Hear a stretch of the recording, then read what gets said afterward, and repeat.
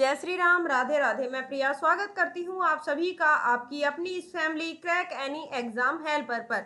ये वीडियो जो है हमारी प्रीवियस ईयर क्वेश्चंस की रहने वाली है, यानी कि 2025 के अंदर जो आपके एग्जाम कंडक्ट करवाए जाएंगे उन सभी एग्जाम्स के लिए आपकी महत्वपूर्ण वीडियो रहेगी। मैं आशा करती हूँ कि मैं आपको वो अच्छे से अच्छा कंटेंट दोस्तों प्रोवाइड करवाऊँ जो कि आपके आने वाले एग्जाम के लिए यूजफुल रहने वाला है। तो पीछे हमने 3-4 वीडियोस आपकी पहले कर ली है, यानी कि ये आपकी 4th वीडियो है यहाँ पर। तो इस वीडियो को देखने से पहले आप पीछे वाली जरूर देखें। अगर आपने नहीं भी देखी है तो कोई दिक्कत नहीं है, पहले इस वीडियो को देखने के बाद उनको आप देख लें।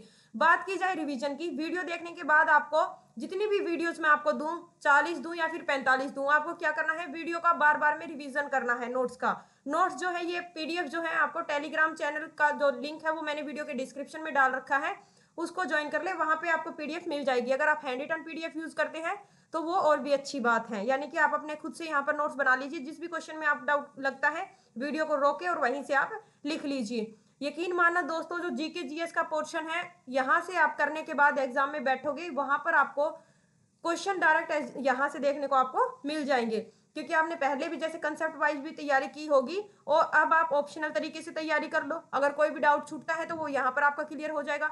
और एक बार आप अगर हो सके तो 1 लाइनर क्वेश्चंस को भी जरूर देख लेना, ताकि आपकी तैयारी जो है वो बहुत ज्यादा बेहतर हो जाए। तो यहाँ पर चलते हैं हम फर्स्ट क्वेश्चन के ऊपर। सबसे पहले हम ये क्वेश्चन देखेंगे। आपका पहला क्वेश्चन है, निम्नलिखित में से कौन सा लोक नृत्य गुजरात से संबंधित नहीं है? तो गरबा कहाँ का है? आपका गुजरात का है। डांडिया भी गुजरात का है। बिन छोड़ो भी आपका गुजरात का है, यानी कि ऑप्शन नंबर सी जो विदेशिया है वो आपका गुजरात का नहीं है। तो बात करेंगे विदेशिया कहाँ का है आपका, तो ये आपका बिहार राज्य का है। कहाँ का है? बिहार का। गरबा हो गया एक आपका, एक गराबो हो गया। गरबा और एक आपका गराबो दूसरा है ये, ठीक है। ये दोनों कहाँ के हैं? गुजरात के हैं। इसके अलावा गुजरात के कौन कौन से हैं वो भी एक बार यहाँ पर देख लो। इसके अलावा गुजरात के कौन कौन से हैं आपके? जुरीथुन हो गया आपका, मोस्ट इंपोर्टेंट है जुरीथुन। एक आपका भवई हो गया, भवई। लाशा हो गया आपका, लाशा। हुड्डो, हुड्डो। पल्ली, पल्ली जंग, ये भी कहाँ का है आपका? तो ये भी आपका गुजरात का रहने वाला है। तो ये सभी जो आपके लोक नृत्य हैं ये सभी मोस्ट इंपोर्टेंट है, गुजरात के हैं। अगर बात की जाए जो गरबा है, गरबा को यूनेस्को के अंदर कब लिस्टेड किया गया था? गरबा, गरबा को यूनेस्को में लिस्टेड किया गया था। और ये गरबा जो है ये आपकी अमूर्त सांस्कृतिक विरासत जो है उसकी 15वीं साइट है। कौन सी साइट है आपकी? 15वीं साइट है। अगर बात करें इसके अलावा, अगर हम यहाँ पर देखें कि एक दो और आप स्टेट के देख लेना जो मोस्ट इंपोर्टेंट है, एग्जाम में आने की संभावना है, उनको भी आप साथ लेकर चलेंगे, ठीक है।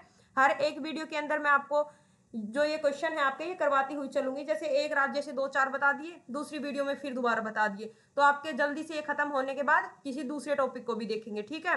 मोस्ट इंपोर्टेंट क्लास है बेटा आपकी, क्लास को बीच में से स्किप बिल्कुल भी मत करना। नेक्स्ट आपका, जैसे आपने यहाँ पर देख लिया लक्षद्वीप का, सबसे पहले हम देखेंगे लक्षद्वीप कौन कौन से हैं आपके। एक तो सबसे पहले मोस्ट इंपोर्टेंट है लावा, सबको पता है, तो एग्जाम के अंदर आने के चांस भी कम है। एक आपका ये देखना कोलकली, कोलकली काफी बार आपके एग्जाम के अंदर आ चुका। कोलकली के अलावा कौन सा हो गया आपका? एक परिचयकली, ठीक है, परिचकली, परिचयकली।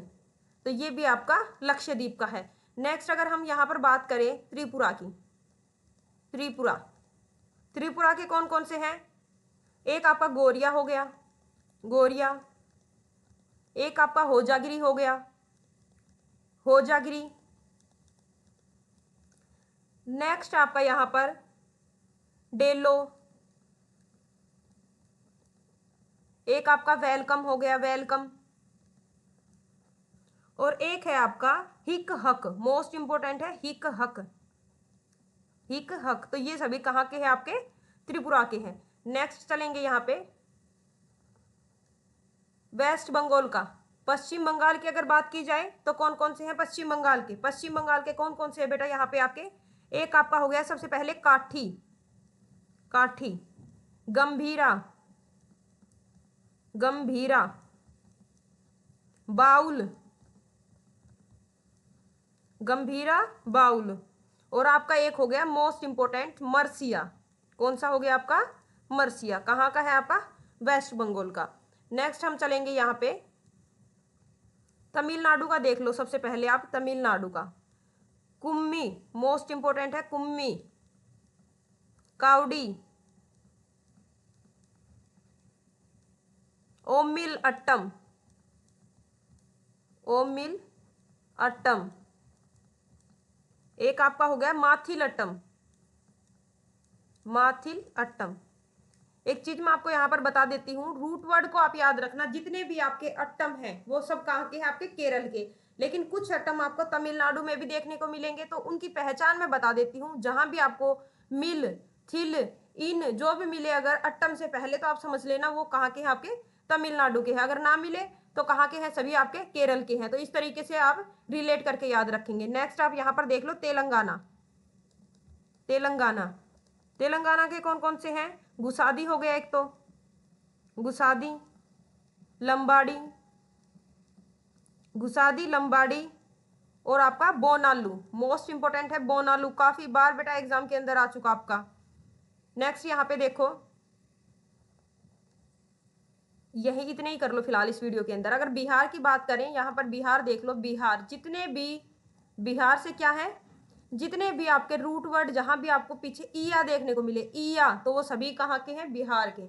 बिहार के जैसे आपका झिझिया हो गया, झिझिया, विदेशिया, विदेशिया, एक आपका जाट जटिन हो गया, जाट जटिन, तो ये सभी कहाँ के हैं, आपके बिहार के हैं। फिर से रिवाइज कर लो क्वेश्चन को। निम्नलिखित में से गुजरात के कौन कौन से हैं आपके, तो गरबा, गराबो, बिनछुड़ो, डांडिया हो गया आपका, जुरीथुन हो गया, पल्ली जंग, भवई, लाशा, हुड्डो। अगर बात की जाए लक्षद्वीप की, लावा, कोलकली, परिचयकली। त्रिपुरा के कौन कौन से हैं, होजागिरी, डेलो, वेलकम, हिक हक। वेस्ट बंगाल का आपका काठी, गंभीरा, बाउल, मरसिया। तमिलनाडु के हैं आपके कुम्मी, काउडी, ओमिलट्टम, माथिलट्टम। और एक आपका मतलब जो भी आपको यहाँ पर थिल, मिल, इल जो भी आपको देखने को मिले वो आपके कहाँ के होंगे, तमिलनाडु के। तेलंगाना की अगर बात करें, गुसादी, लंबाड़ी, बोनालू, कौन कौन से हैं, गुसादी, लंबाड़ी, बोनालू।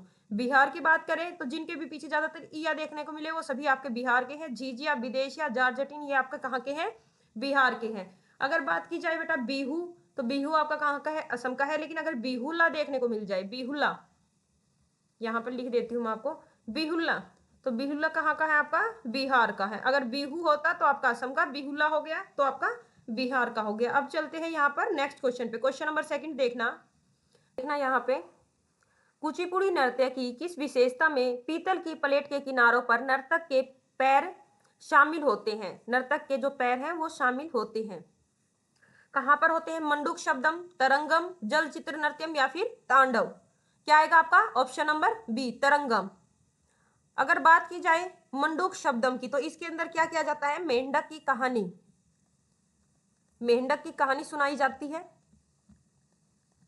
अगर जल चित्रम की बात करें, जल चित्र नृत्यम की, इसके अंदर क्या किया जाता है, तो पैरों से चित्र बनाए जाते हैं, पैरों से चित्र बनाए जाते हैं बेटा। तो आपको एक चीज बताओ आप मुझे, पैर की एडी से चित्र बनेगा या फिर पैर के अंगूठे से, तो इसको भी आपको याद रखना है, पैर के अंगूठे से चित्र, ठीक है, पैर के अंगूठे से चित्र बनाया जाता है आपका। तांडव भी इसी के अंदर है। कुचिपुड़ी जो आपका लोक ये शास्त्रीय नृत्य है, कुचिपुड़ी कौन से राज्य का है आपका, तो आंध्र प्रदेश राज्य का है। कौन से जिले का, कृष्णा जिले का, कृष्णा जिले का। अगर गांव की बात की जाए, कौन से गांव पर इसका नाम पड़ा था, तो गांव कौन सा है, कुचेलापुरम गांव, कुचेलापुरम गांव।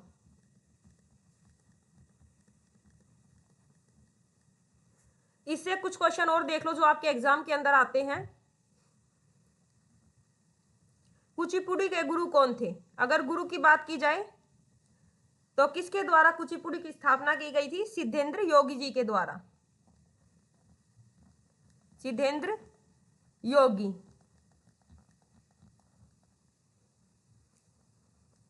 यहां पर अगर हम बात करें नर्तक के पैरों की मुद्रा के बारे में,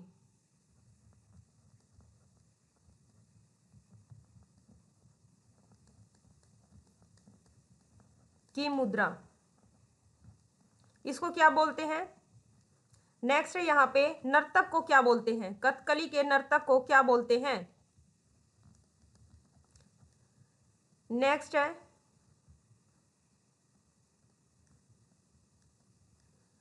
कलाबाजी को क्या बोलते हैं? कलाबाजी को। और पुरुष पोशाक क्या होती है? पुरुष पोशाक। इनके आपको आंसर करने हैं। तो नर्तक के पैरों की मुद्रा को क्या कहा जाता है? मंडी कोपू। क्या बोलते हैं? मंडी कोपू। अगर नर्तक की बात करें तो नर्तक को क्या बोलते हैं? क्या बोलते हैं? भागतालू। कलाबाजी की बात करें तो कलाबाजी को क्या बोलते हैं? जो कलाबाजी करते हैं उनको क्या बोलते हैं? काऊतम। काऊतम। पुरुष पोशाक को बगलबंदी। बगलबंदी। पुरुष पोशाक को क्या बोलते हैं? बगलबंदी। नेक्स्ट यहाँ पर इसके एक दो नर्तक और देख लो आप, कौन कौन से नर्तक है जो कि आपके एग्जाम के अंदर इंपॉर्टेंट है और जहां से आपके क्वेश्चन आते हैं। अगर बात करें कलाकार की, कौन कौन से कलाकार हैं कुचिपुड़ी के? तो कौन कौन से यहाँ पे? उषा गायत्री। फर्स्ट है आपकी उषा गायत्री। जितने भी आपके रेड्डी हैं, चाहे राधा रेड्डी हो, पदमजा रेड्डी हो, ठीक है, जितने भी रेड्डी हैं आपके, पदमजा रेड्डी। रेड्डी रूट वर्ड कहाँ पर देखने को मिलेगा आपको? तो कथकली, ये सॉरी कुचिपुड़ी के अंदर मिलेगा, ठीक है। रेड्डी वर्ड कहाँ का है? आंध्र प्रदेश का। तीसरी अगर बात की जाए हलीम खान। हलीम खान। एक आपका आ गया स्वपन सुंदरी। स्वपन सुंदरी कहाँ का है आपका? ये भी आपका कुचिपुड़ी का ही है। और मोस्ट इंपोर्टेंट यहां पर नाम है आपका यामिनी कृष्ण मूर्ति। यामिनी कृष्ण मूर्ति। इसके अलावा ये एक और आपके नृत्य से संबंधित है, एक आपके क्लासिकल डांस से संबंधित है। कौन सा है वो आपका? यहां पर लिख देती हूं मैं। भरतनाट्यम से भी ये संबंधित है, भरतनाट्यम से भी संबंधित है। लेकिन इनको जो प्रसिद्धि मिली थी सबसे ज्यादा, वो इनको कहां पर मिली थी? कुचिपुड़ी के अंदर। कहां पर मिली थी? कुचिपुड़ी के अंदर। इसीलिए इनको क्या कहा जाता है? कुचिपुड़ी की मिसाल। कुचिपुड़ी की मिसाल इन्हीं को कहा जाता है, टॉर्च ऑफ कुचिपुड़ी। कुचिपुड़ी की मशाल किनको कहा जाता है? यामिनी कृष्ण मूर्ति को। इनको एक पद्म विभूषण मिला था। पद्म विभूषण कब मिला था? आपको याद रखना है, वर्ष 2016 के अंदर इनको पद्म विभूषण मिला था। तो क्वेश्चन को एक बार आप फिर से रिवाइज कर लो। कुचिपुड़ी नृत्य की किस विशेषता में पीतल की प्लेट के किनारों पर नर्तक के पैर शामिल होते हैं? तो तरंगम के अंदर होते हैं। आंध्र प्रदेश का आपका कुचिपुड़ी शास्त्रीय नृत्य है, कृष्णा जिले का है और कुचेलापुरम गांव के नाम पर इसका नाम जो है वो रखा गया है। गुरु कौन है? सिद्धेंद्र योगी। नर्तक के पैरों की मुद्रा क्या है? मंडी कोपू। क्या है? मंडी कोपू। नर्तक को क्या कहा जाता है? भागतालू। कलाबाजी की बात करें काउतम। पुरुष पोशाक क्या है इनकी? बगलबंदी। पुरुष पोशाक क्या है? बगलबंदी। कलाकार कौन कौन है? उषा गायत्री, राधा रेड्डी, पदमजा रेड्डी, हलीम खान, स्वपन सुंदरी, यामिनी कृष्ण मूर्ति। तो मोस्ट इंपोर्टेंट नाम है, सभी को याद रखना। नेक्स्ट वीडियो के अंदर आपके और भी करवा दूंगी इसमें, ठीक है। क्वेश्चन नंबर 3 पर यहाँ चलते हैं। निम्नलिखित में से कौन हिंदुस्तानी शास्त्रीय संगीत में सर्वश्रेष्ठ रुद्र वीणा वादक? देख लो यहाँ पे आप, क्या है? रुद्र वीणा वादक है। कौन है आपके? अगर बात की जाए राशिद हुसैन की, ये कौन है? एक म्यूजिशियन है, म्यूजिशियन है। इनायत हुसैन खान। इनायत हुसैन खान कौन है ये? इनायत हुसैन खान। तो ये है आपके रामपुर घराने से संबंधित, ठीक है, रामपुर सहसवान घराना। नेक्स्ट आपका सुल्तान खान, ये आपके सारंगी वादक है, सुल्तान खान सारंगी वादक। और आपका जो बिल्कुल करेक्ट आंसर है वो कौन सा है? ये आएगा आपका उस्ताद असद अली खान। उस्ताद असद अली खान। इसके बारे में कुछ चीजें देख लो। इनको पद्म विभूषण कब प्राप्त हुआ था? पद्म भूषण, सॉरी पद्म भूषण इनको कब प्राप्त हुआ था? 2008 के अंदर। सबसे बड़े में दूसरे नंबर पर है आपका पद्म विभूषण, तीसरे नंबर पर आपका पद्म भूषण आता है, यानी कि ये थर्ड प्राइज है आपका, ठीक है। और रुद्रवीणा के और कलाकारों की बात करें तो कौन कौन से हैं रुद्रवीणा के? कौन कौन है? बहाउद्दीन डागर। बहाउद्दीन डागर। दूसरे हैं आपके जिया मोहिनी। जिया मोहिनी डागर। डागर रूट वर्ड को आप याद रखना दोनों, जिया मोहिनी डागर, बहाउद्दीन डागर। और एक आपकी मोस्ट इंपोर्टेंट लेडीज है, कौन है? ज्योति हेगड़े। ज्योति हेगड़े। नाम याद रखना, मोस्ट इंपोर्टेंट है, ज्योति हेगड़े। फिर से देख लो क्वेश्चन को, रुद्र वीणा वादक है कौन है? उस्ताद अशद अली खान। इनको पद्म भूषण मिला था वर्ष 2008 के अंदर। रुद्र वीणा के और कौन कौन से हैं? बहाउद्दीन डागर, जिया मोहिनी डागर, ज्योति हेगड़े। ठीक है। सुल्तान खान की अगर बात करें तो सारंगी वादक है। हुसैन खान की बात करें, रामपुर घराने से संबंधित है। ठीक है। और राशिद खान कौन है? आपके म्यूजिशियन है। नेक्स्ट क्वेश्चन पर यहां चलते हैं, नेक्स्ट क्वेश्चन पर चलते हैं। एक मिनट बेटा। नेक्स्ट क्वेश्चन है आपका क्वेश्चन नंबर 4, देखना यहाँ पे क्वेश्चन नंबर 4। निम्नलिखित में से कौन सा नृत्य रूप अरुणाचल प्रदेश राज्य से संबंधित है? अरुणाचल प्रदेश से संबंधित है। पनवरिया कहाँ का है आपका? ईया लग गया, कहाँ का हो गया आपका? बिहार का। धमन या फिर धमान, धमन या फिर धवान आपका कहाँ का हो गया? हिमाचल प्रदेश का। गरबा की बात करें तो कहाँ का है आपका? पीछे ही देखा है आपने, गुजरात का हो गया। तो आपका आंसर क्या होगा यहाँ पे? बुइया। बुइया कहाँ का है आपका? अरुणाचल प्रदेश का है बुइया। ठीक है। कुछ पॉइंट और देख लो। अगर बात करें अरुणाचल प्रदेश की तो इसके अलावा कौन कौन से आपके, देखो एक तो आपका मुखोटा नृत्य हो गया, यहाँ का मुखोटा। युद्ध नृत्य हो गया, युद्ध नृत्य।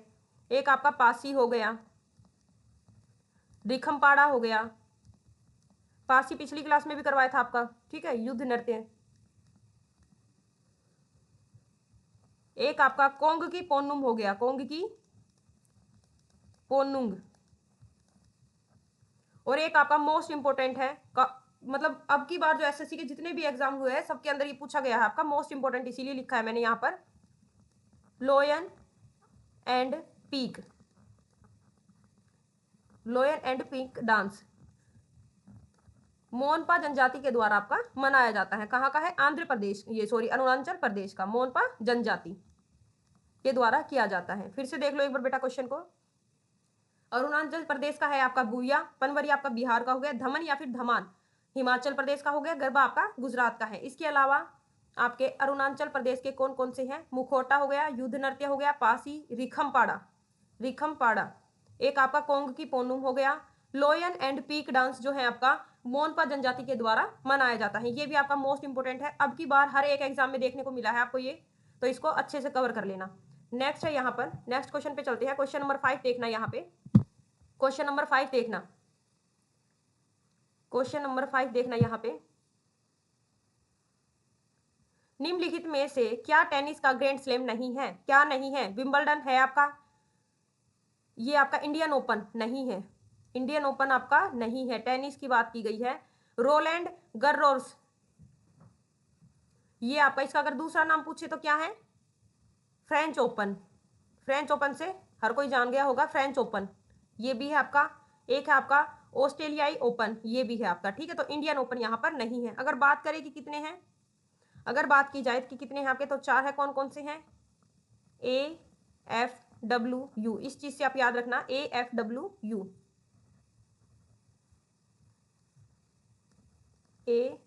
AFWU क्या मतलब है इसका? ए से आपका हो गया ऑस्ट्रेलियाई ओपन, एफ से हो गया आपका फ्रेंच ओपन, डब्ल्यू से हो गया आपका विंबलडन, और यू से हो गया आपका यूएस ओपन यानी कि अमेरिकन ओपन। यहां पर अगर बात की जाए, एक मिनट, अगर इनके ईयर की बात की जाए तो सबसे पहले जो सबसे पुराना है आपका वो कौन सा है? विंबलडन ओपन 1877 में बना। ठीक है। दूसरे नंबर पर कौन सा ओपन? 1881।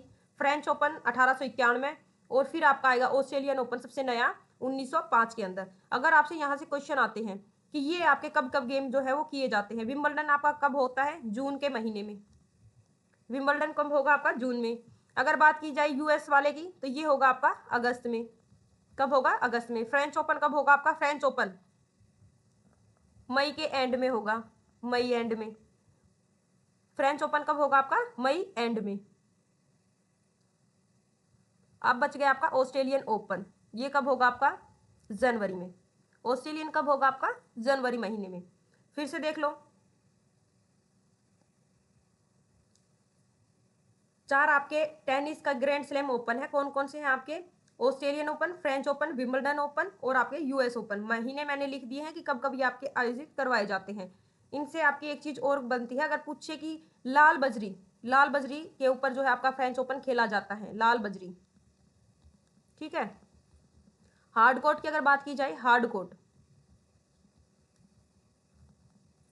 तो आपके यूएस ओपन, दूसरा है हार्ड कोर्ट में आपका ऑस्ट्रेलियन ओपन। और अगर बात की जाए घास की, घास के मैदान में कौन सा खेला जाता है आपका, घास मैदान में तो आपका खेला जाता है विंबलडन ओपन। विंबलडन कहाँ पर खेला जाता है, आपके घास के मैदान में। ठीक है, एक बार क्वेश्चन को रिवाइज करवा देती हूँ बेटा। आपके जो चार हैं वो ग्रैंड स्लैम हैं, आपके चारों आपने देख लिए हैं। लाल बजरी के ऊपर आपका फ्रेंच ओपन होगा। हार्ड कोर्ट की बात की जाए तो यूएस ओपन और ऑस्ट्रेलियन ओपन। और घास के मैदान के ऊपर कौन सा होता है आपका, विंबलडन। ठीक है, एक साल में चारों ग्रैंड स्लैम। ठीक है, चारों ग्रैंड स्लैम किसने जीते थे, डोनाल्ड बज के द्वारा जीते गए थे। ईयर की अगर बात की जाए, किस ईयर में जीते गए थे, तो 1938 के अंदर। यानी कि चारों के चारों एक साल के अंदर जो चारों है इन्होंने जीत लिए थे। अगर 2024 की बात करें, करंट का क्वेश्चन है, करंट अफेयर आपने कर ली होगी, यहाँ से आने की भी चांसेस हैं। तो देखो, सबसे पहले आपके यूएस, दूसरा आपका विंबलडन, तीसरा हो गया आपका फ्रेंच, चौथा हो गया आपका Australian.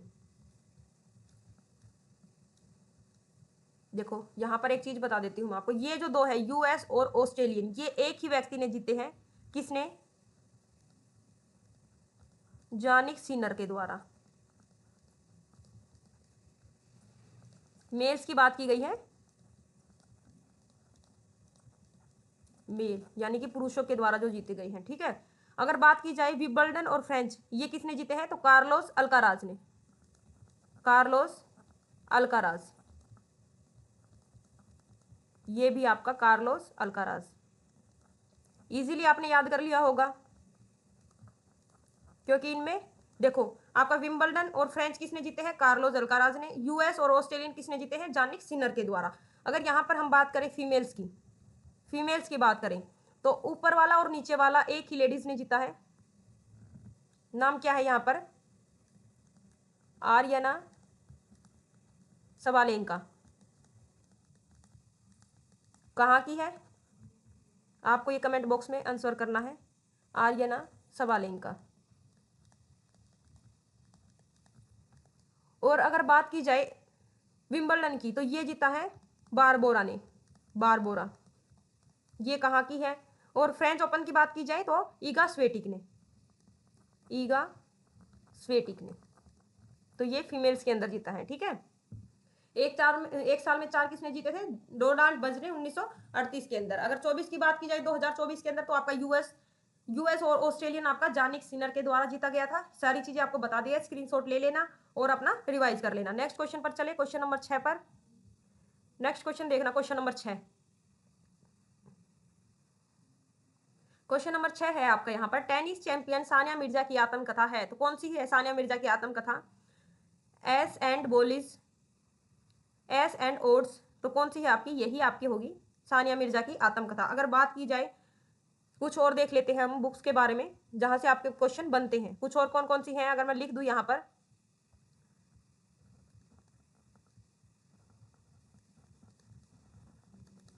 सटलिंग to the top, shuttling to the top. दूसरी है आपकी playing to win, playing to wine. Third है आपकी यहाँ पर golden girl, golden girl. Most important books यहाँ पर करवा रही हूँ मैं, इससे पहले भी कुछ करवाई है, आई होप आपने रिवाइज कर ली होगी। नेक्स्ट है यहाँ पर आपकी, नेक्स्ट यहाँ पर क्या लिखूं, अनब्रेकेबल, अनब्रेकेबल। पहले ये बता दो, फिर एक दो बुक आपकी और करवा दूंगी। अनब्रेकेबल किसकी है, अनब्रेकेबल बहुत ज्यादा इंपॉर्टेंट है, कई बार आ चुकी है आपकी। किसकी है, एमसी मैरी कॉम की, unbreakable Mary Kom. Golden girl किसकी है, गोल्डन गर्ल पीटी उषा, सब जानते होंगे पीटी उषा को, golden girl. Playing to win किसकी है, साइना नेहवाल की। नेक्स्ट है आपका shuttling to the top, shuttling to the top PV Sindhu, shuttling to the top किसकी है, पीवी सिंधु की। एक दो और करवाऊं आपकी।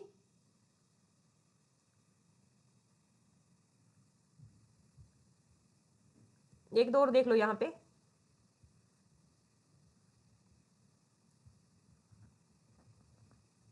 The day I became a runner, the day I become a runner किसकी है? नेक्स्ट आपकी she dared women in Indian sports.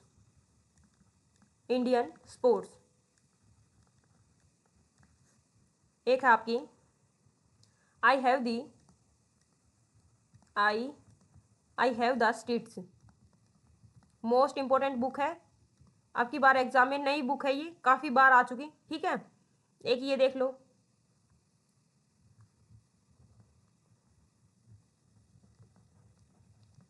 The small wonder, ये किसकी है? The day I become a runner किसकी है? ये यहां पर लिख देती हूं, सोहिनी चट्टोपाध्याय।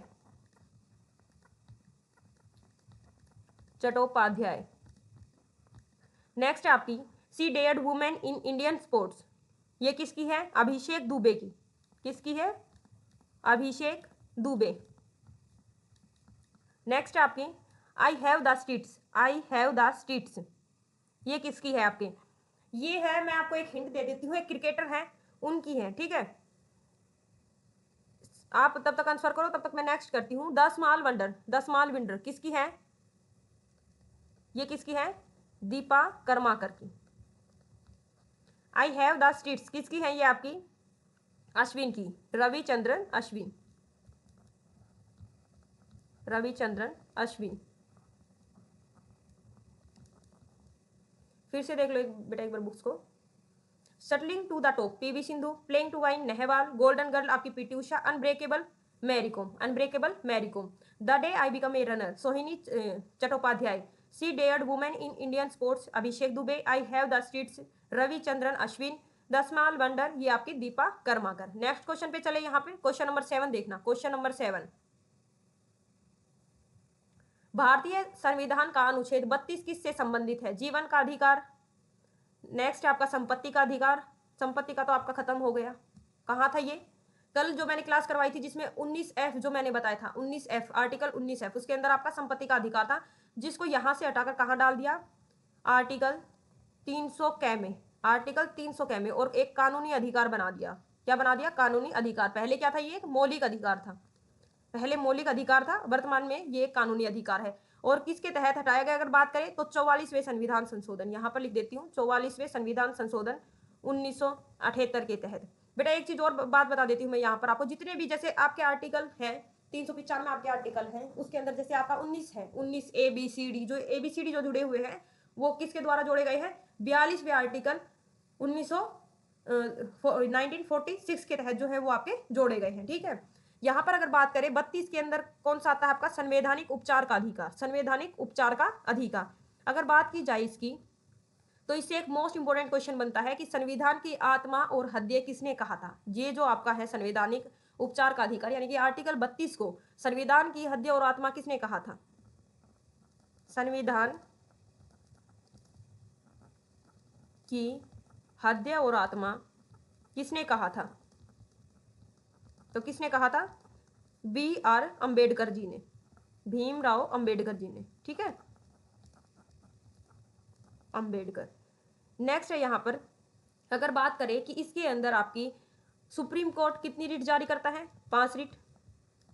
और हाई कोर्ट अगर इसको जारी करेगा तो कौन से आर्टिकल में है? ये आपका आर्टिकल 226 के अंदर निहित है, ठीक है। 5 रिट कौन कौन सी है आपकी? 5 रिट कौन कौन सी है आपकी? पांचों के नाम बताओ। बंदी प्रत्यक्षीकरण, सबकी डेफिनेशन आपको कमेंट बॉक्स में कमेंट करनी है। अगर आप कमेंट नहीं भी करना चाहो तो अपने पास नोटबुक में नोट कर लेना। दूसरी है आपकी परमादेश, यानी कि हम आपको आदेश देते हैं, ठीक है। तीसरी है उत्प्रेक्षण, यानी कि अगर फैसला सोल्व नहीं हो रहा तो अपने से बड़े लेवल पर इसको भेज देंगे। ठीक है, नेक्स्ट है आपकी प्रतिषेध यानी कि निषेध, प्रतिषेध। और 5वें नंबर पर है आपकी अधिकार परीक्षा यानी कि क्वेश्चन पूछने का जो अधिकार है वो आपका अधिकार परीक्षा। ठीक है, ये आपकी हो गई अधिकार परीक्षा। फिर से देख लो एक बार क्वेश्चन को। अनुच्छेद 32 जो है संवैधानिक उपचार का अधिकार, इसी को संविधान की हृदय और आत्मा भीमराव अंबेडकर जी ने कहा था। नेक्स्ट क्वेश्चन है हमारा, नेक्स्ट क्वेश्चन देखना, क्वेश्चन नंबर 8। अनुच्छेद 39A का प्रावधान करता है, अनुच्छेद 39A जो है वो किस चीज का प्रावधान करता है? ग्राम पंचायत का संगठन, ये आपका आएगा आर्टिकल 40 के अंदर ग्राम पंचायत का संगठन। समान न्याय तथा निशुल्क विविध सहायता, ये इसके अंदर क्या है? यहां पर है आपका आर्टिकल 39D, क्या कहता है? महिला और पुरुष, मेल्स एंड फीमेल, महिला और पुरुष दोनों को समान कार्य यानी कि सेम वर्क, समान कार्य और समान वेतन, सेम सैलरी प्रोवाइड करवाई जाएगी। ठीक है, समान कार्य और समान वेतन, कोई भेदभाव नहीं होगा, समान कार्य समान वेतन इसके अंदर आपका आता है। अगर बात करें कि जो ये आपका अनुच्छेद 39 है, ये आपका कौन से भाग के अंदर आता है? तो ये आपका भाग 4 में निहित है। कहां पर है? भाग 4 में। यहाँ पर आर्टिकल 36 से लेकर आर्टिकल 51 आते हैं और ये आपके आयरलैंड से लिया गया है, आयरलैंड से आपका लिया गया है। इसके अलावा आयरलैंड से कौन कौन सी चीजें ली गई हैं? तो देखो, आयरलैंड को अगर हम इंग्लिश में लिखते हैं IRELAND, तो ये जो आपका AND हो गया END, इनसे क्या क्या चीजें बनती हैं? यहां से और क्या क्या चीजें ली गई हैं? तो ई से देखना आप, यहां पर ई से इलेक्शन ऑफ प्रेसिडेंट यानी कि राष्ट्रपति का निर्वाचन लिया गया है। दूसरा आपका लिया गया है एन से क्या आएगा आपका? नॉमिनेशन इन राज्यसभा। बेटा ये ट्रिक है आपकी, देख लेना, इससे आपको इजीली याद हो जाएगा। देखो, राज्यसभा यानी कि 12 व्यक्तियों का जो नामांकन होता है वो आपका राज्यसभा के अंदर, वो भी यहीं से लिया गया है। और थर्ड आपका आएगा डी से क्या आएगा? डीपीएसपी क्या है आपका? Directive principle of the state policy. जो डीपीएसपी है यानी कि राज्य के नीति निदेशक तत्व, वो भी आपके आयरलैंड से लिए गए हैं। फिर से एक बार आप देख लो, अनुच्छेद 39A जो है वो आपका भाग 4 के अंदर निहित है। भाग 4 के अंदर आपके आर्टिकल 36 से 51 आते हैं। ठीक है, आर्टिकल 36 से 51 जो भाग 4 जो है वो आपका आयरलैंड से लिया गया है। इसके अलावा इलेक्शंस ऑफ प्रेसिडेंट जो है, नॉमिनेशन इन राज्यसभा, डीपीएसपी, ये भी आपके आयरलैंड से लिए गए हैं। अगर बात की जाए आर्टिकल 39 की, मोस्ट इंपोर्टेंट है, एग्जाम के अंदर क्वेश्चन आ चुका, समान कार्य के लिए समान वेतन, महिलाओं में और पुरुषों में दोनों, ये जो है ये आपके भाग 39 के भाग 4 में आर्टिकल 39D के अंदर आपके जो है वो निहित है। ठीक है, नागरिकों के लिए समान नागरिक संहिता, ये किसके अंदर है? समान नागरिक संहिता। और राज्य की परिभाषा, कमेंट बॉक्स में इन दोनों के लिए कमेंट कर देना। देखो, समान नागरिक संहिता जो है आपकी ये आर्टिकल 44 के अंदर देखने को मिलेगी। ठीक है, राज्य की परिभाषा किसमें है ये आपको कमेंट करना है। नेक्स्ट है आपका क्वेश्चन, नेक्स्ट क्वेश्चन देखना बेटा, यहाँ पे निम्नलिखित में से कौन सा प्रावधान नीति निदेशक तत्वों तथा मौलिक कर्तव्यों दोनों का एक भाग है? यानी कि यहाँ पर बात की गई है कि कौन सा आपका प्रावधान है जो कि आपका नीति निदेशक तत्व यानी कि डीपीएसपी में भी आएगा और दूसरा आपका जो आपके फंडामेंटल ड्यूटीज है उनके अंदर भी आएगा। ठीक है, यानी कि मौलिक कर्तव्यों के अंदर भी आएगा। उद्योगों के प्रबंध में श्रमिकों का भाग लेना, ये कहां पर है आपका? उद्योगों के प्रबंध में श्रमिकों का भाग लेना, ये किसमें है आपका? आर्टिकल 43A में निहित है। ठीक है, नेक्स्ट आपका पर्यावरण का संरक्षण, ये आएगा आपका पर्यावरण का संरक्षण, आपका डीपीएसपी में भी है, ये आपका है आर्टिकल 48A के अंदर है आपका। ठीक है, और ये इसके अलावा आपका मौलिक कर्तव्यों में भी है। मौलिक कर्तव्य की अगर बात की जाए तो कौन से, जैसे आपके सबको पता है कि 11 मौलिक कर्तव्य हैं आपके। ठीक है, तो कौन से नंबर पर है ये आपका? तो कौन से नंबर पर है आपका? यहां पर लिख देती हूँ 7वें नंबर पर, 7वें नंबर पर है ये आपका। ठीक है बेटा, आपको देखो 11 नंबर तो सबको पता है कि हमारे पास 11 मौलिक अधिकार हैं, लेकिन आपको ये याद करना है कि कौन से नंबर पर हमें कौन सा अधिकार प्राप्त है। क्योंकि अभी जो आपका एग्जाम है वो पहले जैसा एग्जाम नहीं आता, बिल्कुल इजी जी की आपको उठा के दे दे और आप एग्जाम के अंदर अच्छे तरीके से कर दें, ठीक है। आपका जो एग्जाम है थोड़ा वो अच्छे लेवल का होता है और उसके अंदर आपको नंबरिंग पूछी जाएगी। नेक्स्ट यहाँ पर अभिभावक बच्चों को शिक्षा के अवसर दिलाएं, ये किसके अंदर है, शिक्षा का अवसर अगर बात करें तो ये आपका आर्टिकल 45 के अंदर है, आर्टिकल 45 के अंदर, जिसके अंदर क्या है, 0 से लेकर 6 साल के बच्चों को जो है निःशुल्क और अनिवार्य शिक्षा दी जाएगी, निःशुल्क और अनिवार्य शिक्षा दी जाएगी। समान नागरिक संहिता, देखो ये इसके अंदर भी आ गया आपका, यहाँ पर लिख देती हूँ, आर्टिकल 44 के अंदर जो है वो आपकी समान नागरिक संहिता है। कुछ और आर्टिकल यहाँ पर देख लो। अगर आर्टिकल 49 की मैं यहाँ पर बात करूँ तो राष्ट्रीय महत्व के स्मारक की जो है वो संरक्षण करना है, राष्ट्रीय महत्व महत्व के स्मारकों का संरक्षण। अगर बात करूं मैं 48 की, 48 आर्टिकल 48, इसके अंदर क्या है, जितने भी आपके दुधारू पशु हैं, गाय भैंस वगैरह जो भी यहाँ पे जितने भी आपके दुधारू पशु हैं जो दूध देते हैं, दुधारू पशुओं के वध पर रोक। अगर बात की जाए आर्टिकल 15, मोस्ट इंपोर्टेंट है, रेड पेन से यहाँ पर लिख देती हूँ, आर्टिकल 15, आर्टिकल 15 के अंदर क्या है आपका, 50 के अंदर आपका है कार्यपालिका का न्यायपालिका से पृथक्करण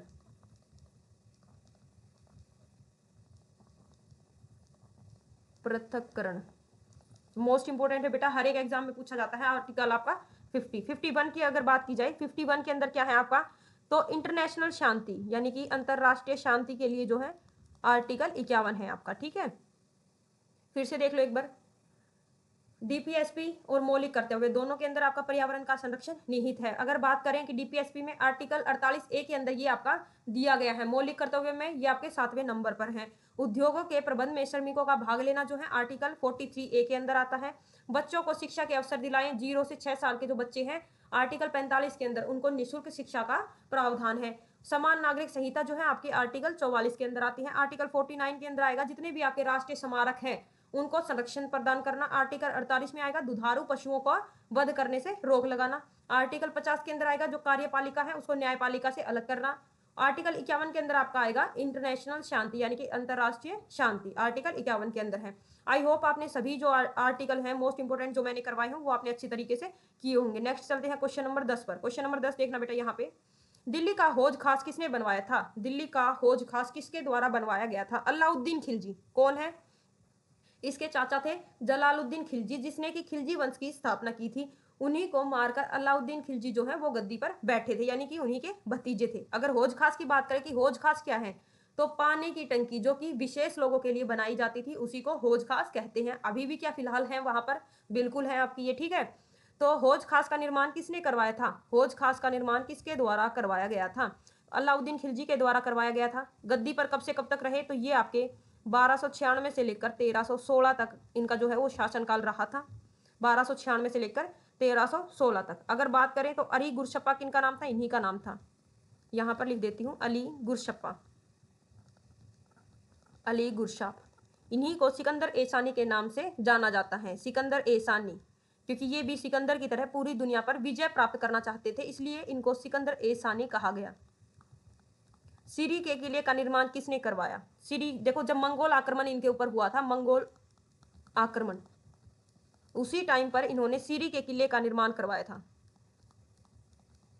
सीरी के किले का निर्माण किनके द्वारा करवाया गया था, अलाउद्दीन खिलजी के द्वारा। अगर बात करें अलाई दरवाजा, जो कुव्वत उल इस्लाम मस्जिद है उसी का है अलाई दरवाजा, उसका निर्माण जो है वो अलाउद्दीन खिलजी ने करवाया था, अलाई दरवाजा। यहां पर लिख देती हूं कुव्वत उल इस्लाम मस्जिद। अगर आगे देखें तो एक आपका देखो हजार खंबा महल है, हजार खंबा महल, इसका निर्माण भी अलाउद्दीन खिलजी ने करवाया था, खंबा महल। और क्या क्या किया था, एक इसने इक्तेदारी जो प्रथा है, इक्ता प्रथा उस पर क्या की थी, रोक लगाई थी। इक्ता प्रथा शुरू किसने की थी, देखो ई से इल्तुतमिश ने जो है वो इक्ता प्रथा की शुरुआत की थी, यानी कि जो उसके जो जितने भी सैनिक वगैरह थे उनको जमीन का टुकड़ा वो देते थे, ठीक है। लेकिन इसने क्या किया था, नगद वेतन शुरू कर दिया था, इक्ता प्रथा खत्म करके नगद वेतन दिया, इसके सैनिकों को नगद वेतन दिया था। नगद वेतन किसने स्टार्ट किया था? तो आपका अलाउद्दीन खिलजी के द्वारा स्टार्ट किया गया था। नेक्स्ट यहाँ पर देखो अलाउद्दीन खिलजी ने और क्या क्या काम किए थे। घोड़े दागने की प्रथा, घोड़े दागने की प्रथा इसी ने चलाई थी। ठीक है। सैनिकों का हुलिया, हुलिया कि भाई किस तरीके के सैनिक होने चाहिए। ठीक है। नगद वेतन मैंने लिखवा दिया। बाजार नियंत्रण, बाजार नियंत्रण यानी कि मार्केट कंट्रोल, कि बाजार के अंदर नियंत्रण होना चाहिए कि कोई भी व्यक्ति, अगर कोई व्यक्ति थोड़ा सा भी माप तोल के अंदर कमी करता था तो ये क्या करता था, उसकी खाल से उतने ग्राम का ही मांस निकलवा देता था। इसलिए इसने क्या किया था, बाजार पर नियंत्रण किया था। सार्वजनिक वितरण प्रणाली इसी ने चलाई थी, सार्वजनिक वितरण प्रणाली। नेक्स्ट है आपका भू राजस्व, भू राजस्व इसी ने स्टार्ट किया था, 50% आपका जो था। ठीक है। और इसी ने खुम्स कर लगाया था, खुम्स कर यानी कि अगर कोई भी चोरी करेगा या किसी भी राज्य को लूट के लेके आएगा तो उसको जो है वो अलाउद्दीन खिलजी को 80% देना पड़ेगा। ठीक है। यानी कि 4/5 हिस्सा उसको है देना पड़ेगा अलाउद्दीन खिलजी को। समझ गए बात को? तो इससे क्या क्या बनते हैं आपके, देखो ये अली गुरशब भी इसको कहते हैं, सिकंदर ए सानी भी कहते हैं। मंगोल आक्रमण के समय सीरी का किला बनवाया था इसने, अलाई दरवाजे का निर्माण करवाया था। देखो सीरी का किला भी एग्जाम के अंदर आ चुका, अलाई दरवाजा भी आ चुका आपका। ठीक है। हजार खंबा महल भी इसी ने बनवाया था। इक्ता प्रथा को खत्म भी जो है अलाउद्दीन खिलजी ने ही किया था और इन्हीं ने ही जो नगद वेतन है वो स्टार्ट किया था। आपका घोड़े दागने की प्रथा शुरू की थी। सैनिकों का, यहाँ पर सैनिकों का हुलिया जो है वो इसी के द्वारा तैयार करवाया गया था। बाजार नियंत्रण, सार्वजनिक वितरण प्रणाली, भू राजस्व 1/2 और खुम्स कर जो है आपका वो 4/5 लागू किया था। यहाँ पर देखते हैं क्वेश्चन नंबर 11। क्वेश्चन नंबर 11 का है क्या है आपका, मलिक काफूर के दक्षिणी अभियान का अति विश्वसनीय वृतांत दिया है। तो मलिक काफूर, सबसे पहले बात करेंगे मलिक काफूर। इसको कौन लेकर आया था? अलाउद्दीन खिलजी लेकर आया था। ठीक है। गुजरात अभियान में, गुजरात विजय अभियान में अलाउद्दीन खिलजी लाया था। मलिक काफूर जो था उसका दूसरा नाम क्या है? हजार दिनारी, हजार दिनारी। और ये क्या था? एक ट्रांसजेंडर था यानी कि हिजड़ा था मलिक काफूर। ठीक है। तो इसका जो है वो विश्वसनीय वृतांत किसने दिया है? अमीर खुसरो ने दिया है। किसने दिया है? अमीर खुसरो ने दिया है। अगर बात करें कि इसके दक्षिण अभियान कौन कौन से थे, इसको दक्षिण अभियान के लिए ही लाया गया था और इसने बहुत अच्छा काम करके दिया था अलाउद्दीन को। दक्षिण अभियान कौन कौन से थे इसके? एक तो था इसका देवगिरी का, जिसमें अलाउद्दीन खिलजी खुद गया था 1296 में, इसमें अलाउद्दीन खुद गया था। लेकिन अगर बात की जाए 1306 से 1307 में फिर दोबारा गया तो उसमें कौन गया था? मलिक काफूर गया था। दूसरे की अगर बात की जाए वारंगल का युद्ध, वारंगल अभियान, ये आपका 1309 में हुआ था। उस टाइम पर वहां के राजा कौन थे? प्रताप रुद्रदेव। प्रताप रुद्रदेव बहुत ज्यादा चर्चा में रहे क्योंकि इन्होंने ही कोहिनूर हीरा जो है वो आपका दिल्ली पहुंचाया था। और बाद कौन लूट कर ले गया था? नादिर शाह। ठीक है। नेक्स्ट आपका, नेक्स्ट कौन सा है आपका? द्वार समुद्रम, द्वार समुद्रम कब हुआ आपका? 1310 में, 1310। वीर बलाल, कौन थे? वीर बलाल। और आपका लास्ट कौन सा था इसका? पांड्य वंश पर था, मंगोलों के ऊपर, पांड्य वंश, सॉरी मंगोलों पर नहीं, पांड्य वंश के ऊपर जो था आपका वो कब हुआ था? 1311 में। ठीक है। तो ये इसके जो है मलिक काफूर के अभियान थे, दक्षिण के अभियान जो साउथ के अंदर इसने अभियान किए थे। नेक्स्ट क्वेश्चन पर हम यहाँ पर चलेंगे, क्वेश्चन नंबर 12। क्वेश्चन नंबर 12 देखना, क्वेश्चन नंबर 12, निम्नलिखित में से कौन सा अधिकारी अलाउद्दीन खिलजी के बाजार नियंत्रण से संबंधित नहीं है? तो कौन नहीं है? शाहाना ए मंडी, कौन थे? मंडी प्रमुख, शाहाना ए मंडी, मंडी प्रमुख थे। ठीक है। दीवान ए रियासत, दीवान ए रियासत, ये कौन थे? दीवान ए रियासत बाजार नियंत्रक। बरीद ए मंडी, बरीद ए मंडी कौन थे? गुप्तचर थे जो लोगों के बीच में सिर्फ ये चीज देखने के लिए जाते थे बाजार में कि कौन क्या कर रहा है, यानी कि गुप्तचर की जो पोस्ट पे थे उनको बरीद ए मंडी के नाम से जाना जाता था। तो कौन संबंधित नहीं थे आपके? दरोगा ए मंडी कोई नहीं था, दरोगा ए मंडी कोई नहीं था। इसके कुछ नाम और देख लो आप। गुप्त विभाग को क्या कहा जाता था? गुप्त विभाग। दूसरा है आपका सैन्य विभाग, सैन्य विभाग देखने वाले को क्या कहते थे? एक है आपका विदेश विभाग, विदेश विभाग। तो ये तो था आपका दीवान ए विरासत। ये था आपका दीवान ए आरिज। सैन्य विभाग कौन था? आरिज। और अगर बात की जाए ये विदेश विभाग की, तो ये कौन था? रसालत। रसालत। देखो दीवान ए वगैरह मत याद करना, ठीक है। आपको क्या करना है? विदेश रसालत, सैन्य आरिज, गुप्त विजारत, ठीक है। मंडी, मंडी प्रमुख था, शाहना ए मंडी, मंडी प्रमुख। दीवान ए रियासत, अगर रियासत की बात करें बाजार नियंत्रण।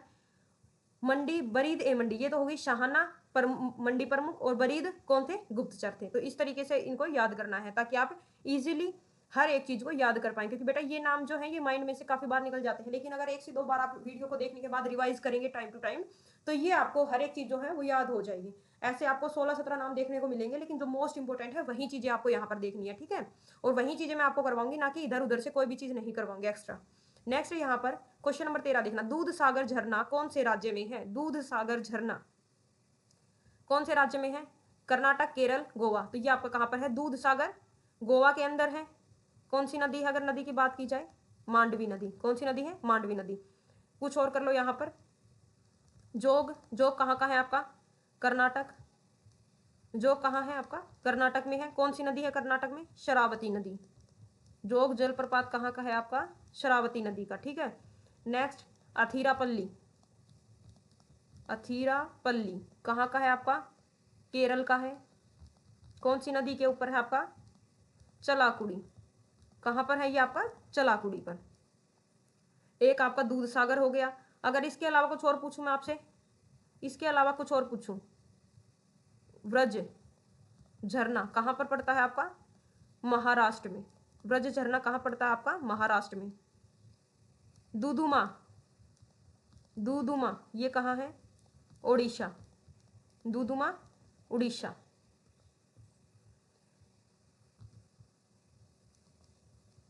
केंगपरी ये कहाँ का है आपका? यूके का, उत्तराखंड का।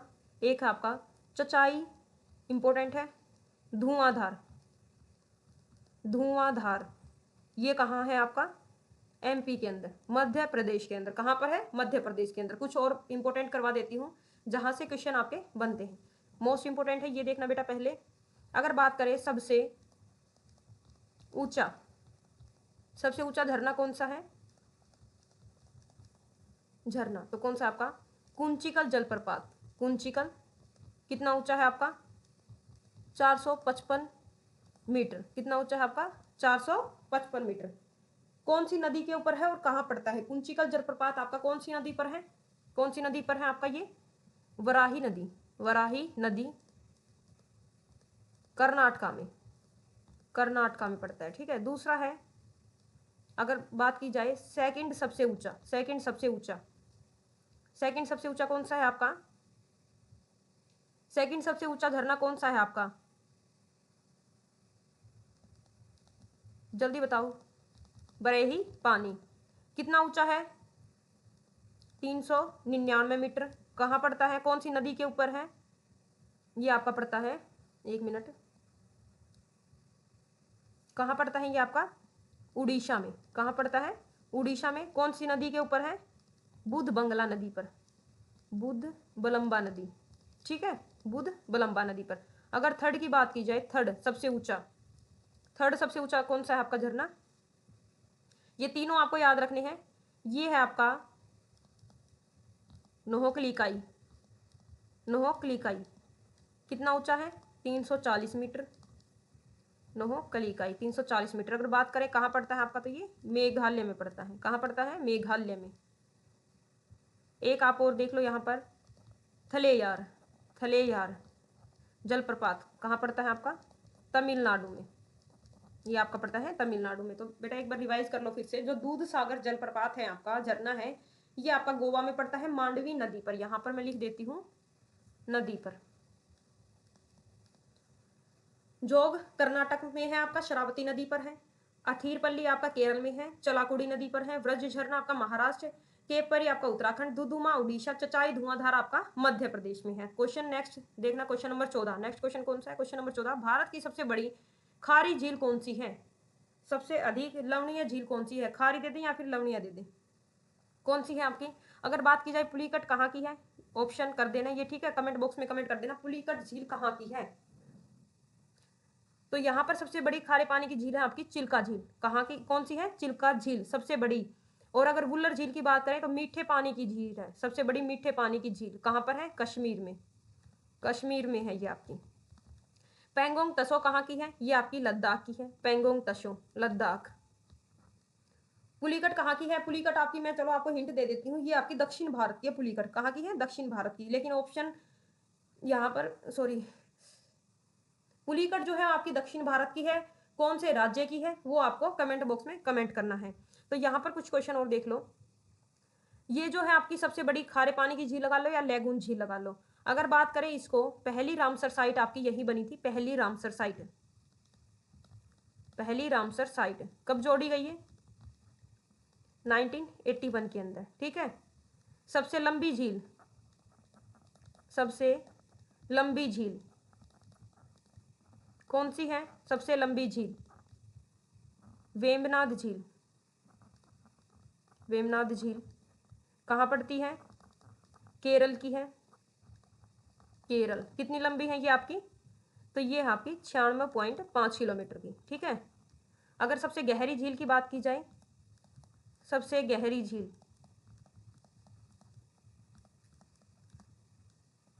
कौन सी है? मानसबल, मानसबल जम्मू एंड कश्मीर की। कहाँ की है? जम्मू एंड कश्मीर की है ये आपकी। अगर एक क्वेश्चन और देख लो यहाँ पर, तैरता हुआ नेशनल पार्क, एकमात्र तैरता हुआ नेशनल पार्क, एकमात्र है तैरता हुआ, कौन सा है? कैबुल लामजाओ, कैबुल लामजाओ मोस्ट इंपोर्टेंट है। कहाँ पर है ये आपका? पहले तो कौन सी जो आपकी झील है उसके ऊपर है, तो ये आपका लोकटक झील पर है। लोकटक झील कहाँ पड़ता है? मणिपुर, मणिपुर। अगर घास की बात की जाए, कौन सी घास है यहाँ पर? तो आपकी फुमड़ी घास है। देखो घास से भी क्वेश्चन आ चुका है यहाँ पर कि जो लोकटक झील है वहां कौन सी घास आपकी उसके अंदर पाई जाती है? तो फुमड़ी घास पाई जाती है। कौन सी घास है? फुमड़ी घास। नेक्स्ट क्वेश्चन पर चलेंगे, क्वेश्चन नंबर 15।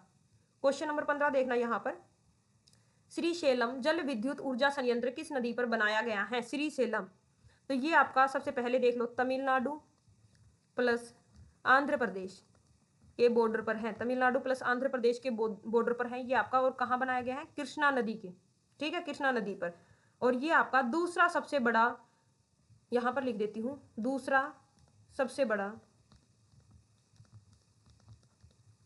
जल विद्युत संयंत्र है, सबसे बड़ा, ठीक है। श्रीशैलम जल प्रपात, ये देख लो आप, श्रीशैलम जल विद्युत ऊर्जा संयंत्र, नाम को याद रखना बेटा। अगर पूछे सबसे बड़ा, हाइडा इलेक्ट्रॉनिक, यहां पर लिख देती हूं, सबसे बड़ा हाइड्रा इलेक्ट्रॉनिक, ये देख लो आपका कौन सा है? नाथपा झाकरी। कहाँ, कौन सी नदी पर है आपका? सतलुज पर, सतलुज नदी पर है। और आपका हिमाचल प्रदेश में है, हिमाचल प्रदेश में, ठीक है। दूसरा क्वेश्चन, सबसे पुराना अगर पूछे, सबसे पुराना, तो ये आपका दार्जिलिंग का है, दार्जिलिंग, ठीक है। फिर से देख लो, श्रीशैलम तमिलनाडु और आंध्र प्रदेश के जो बॉर्डर के ऊपर है, कृष्णा नदी पर, दूसरा सबसे बड़ा है। अगर सबसे बड़े की बात की जाए तो ये नाथपा झाकरी है आपका सतलुज नदी पर, और सबसे पुराना आपका दार्जिलिंग में है। नेक्स्ट क्वेश्चन हम यहाँ पर देखेंगे बेटा, एक तो आपका आज होमवर्क के लिए 2 क्वेश्चन है। नीति आयोग की स्थापना कब हुई थी? 1 जनवरी 2015, 25 जनवरी 2016, 14 मई 2014 या फिर 1 जुलाई 2015? कल करवा दिया था ये क्वेश्चन, तो आज इसका कमेंट बॉक्स में आंसर दे देना। दूसरा क्वेश्चन है आपका, जीएसटी परिषद की अध्यक्षता निम्नलिखित में से कौन करता है? भारत के राष्ट्रपति, प्रधानमंत्री, केंद्रीय वित्त मंत्री या फिर आरबीआई के गवर्नर? दोनों के आंसर जो है आपको कमेंट बॉक्स के अंदर जरूर कमेंट करने हैं। दोस्तों अगर आपको वीडियो पसंद आई है तो वीडियो पसंद आई है ज्यादा से ज्यादा शेयर करें अपने दोस्तों के पास, जो भी किसी ना किसी एग्जाम की प्रिपरेशन कर रहे हैं, तो वो अपनी जीके जीएस की तैयारी यहाँ से बेहतर कर सकते हैं। वीडियो के अंदर आपका कोई भी डाउट है या क्वेश्चन का जो आपको आंसर करना है वो आप कमेंट बॉक्स में कमेंट कर सकते हैं। और ऐसी ही वीडियो रेगुलर पाने के लिए आप चैनल को सब्सक्राइब जरूर कर लें। जय श्री राम दोस्तों, मिलते हैं नेक्स्ट वीडियो में।